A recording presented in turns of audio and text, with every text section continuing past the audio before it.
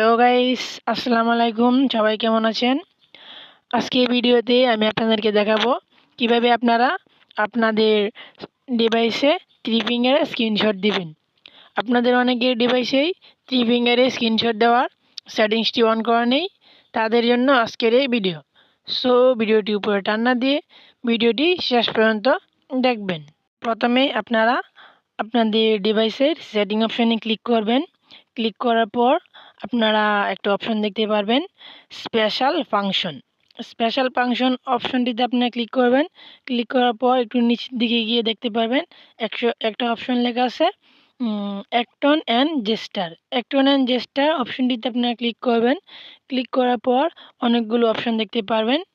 এগুলোর মধ্যে আপনারা স্ক্রিনশট অপশনটিতে ক্লিক করবেন। ক্লিক করার পর আপনারা ওখানে দুটো অপশন দেখতে পারবেন। দুটো অপশনের মধ্যে একটা হচ্ছে ফুল স্ক্রিন ক্যাপচার এবং আরেকটি অপশন হচ্ছে পার্টাল স্ক্রিনশট। এই দুটো অপশনের মধ্যে আপনারা ফুল স্ক্রিন ক্যাপচার অপশনটিকে অন করে দেবেন।